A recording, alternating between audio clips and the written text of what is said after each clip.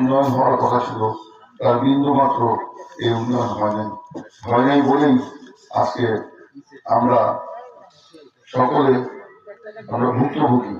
এখানে কোনো মিল কলকারখানা নাই, বেকারত্বের অবস্থা প্রকট, বেকারত্ব থেকে হতাশা থেকে মাদকাসক্ত থেকে আইন শৃঙ্খলার অবনতি এবং একই সাথে ঘরে ঘরে কান্না।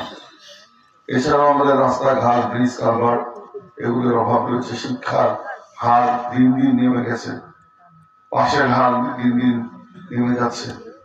এই অবস্থা যদি চলতে থাকে তাহলে আমাদের হালুয়াঘাটের মান মর্যাদা তো অবশ্যই ধুলায় মিশে যাবে।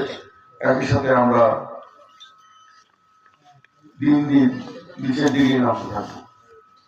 সম্প্রতি আপনারা দেখেছেন যে সারা বাংলাদেশে যে দরিদ্রতম এলাকার একটা তালিকা বের হয়েছে। সেই তালিকায় হালুয়াঘাটের অবস্থান শীর্ষ 3টি দরিদ্রতম উপজেলার মধ্যে। স্বাধীনতার 54 বছর পরেও আমাদের এই সীমান্তবর্তী এলাকায় এখানে এত সম্ভাবনা থাকা সত্ত্বেও কেন আমরা দরিদ্র সীমার নিচে থাকি? কেন আমরা শীর্ষ দরিদ্রতম উপজেলার মধ্যে একটি হব? কেন আমরা এখানে উন্নত উপজেলা হতে পারবো না?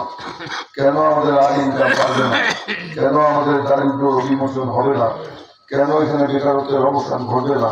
কেন আমরা মাদক মুক্ত সমাজ করতে পারবো না? কেন আমরা এই হালুয়াঘাটের রাস্তাঘাট, ব্রিজ, কালভার্ট, যোগাযোগ ব্যবস্থার উন্নয়ন ঘটাতে পারবো না? কেন আমাদের ব্যবসা বাণিজ্যের সম্প্রসারণ আমরা ঘটাতে পারবো না? এই প্রশ্নগুলি যদি উত্তর খুঁজতে যাই তাহলে একটাই মাত্র উত্তর, অতীতে যা হওয়ার হয়েছে।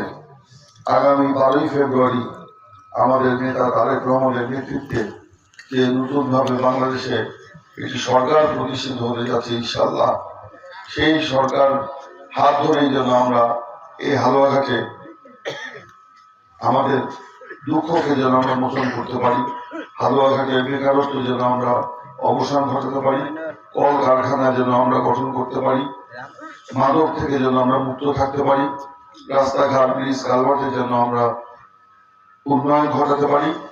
আমাদের এই সীমান্তবর্তী এলাকাতে দুটি বন্দর রয়েছে, এখানে যেন পারপাশি আমরা ব্যবসা বাণিজ্যের সম্প্রসারণ ঘটাতে পারি এবং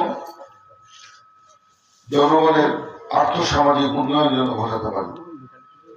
আমি মনে করি আপনারা যদি হাসেন হালুয়াঘাট হাসবে, আপনারা যদি হাসেন বাংলাদেশ হাসবে। আপনাদের সকলের মধ্যে আমার এই রাজনীতি আমি